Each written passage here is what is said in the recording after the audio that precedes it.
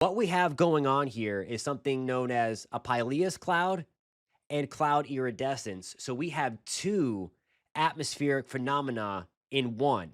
So we're going to start with the pileus cloud portion of it, and that is that very thin, wispy cloud right on top of that billowing thunderstorm cloud. So that darker mass beneath that rainbow color, that is the thunderstorm cloud.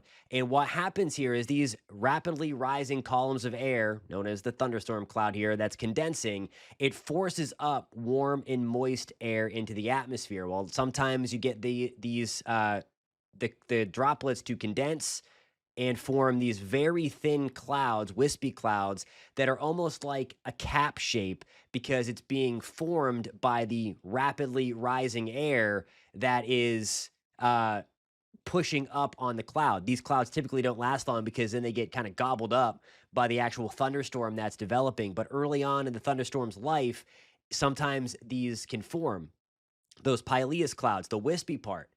But at the same time, we have iridescence going on, cloud iridescence going on. So in this cloud, it's made up of tiny water droplets or ice crystals that are about the same size. And then you have the sunlight coming through, diffracting the light. So it's going around the droplets or around and through little crevices of the ice, and it bends the light and it comes out just like this, a rainbow looking cloud. So it's two optical phenomena in one, the pileus cloud, that wispy white thing, and then you get the color added with that iridescence. You need some perfect conditions to get both of these, and we found them together. The perfect environment for this is a hot and humid day. Yeah, I think we had that this afternoon. You need the storms to fire late. Yeah, they started getting going around 4 or 5 o'clock and then pushed through towards sunset. And then that's the other key. Sunset. You need to have the sun pretty low on the horizon so that the light rays, the sunlight, goes through the atmosphere and makes it to the cloud.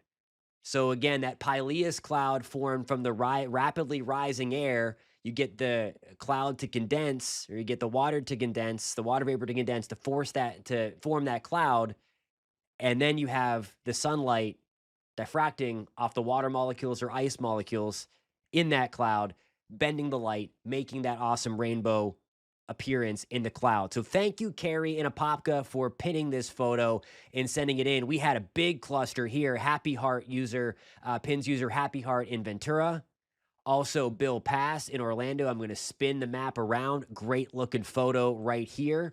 Again, News 6 weather app, pin it and you might be able to show up here, and then we're going to try to spin around so we can show Lisa's great picture there. And I think that one highlights it there. You can see the dark cloud in the foreground and then this pileus cloud with cloud iridescence kind of right at the top, again made from that rapidly rising air causing that water vapor to condense to form that very thin cloud that has that cap-like shape because it's being forced up and kind of bent, and then the iridescence with that diffraction of light.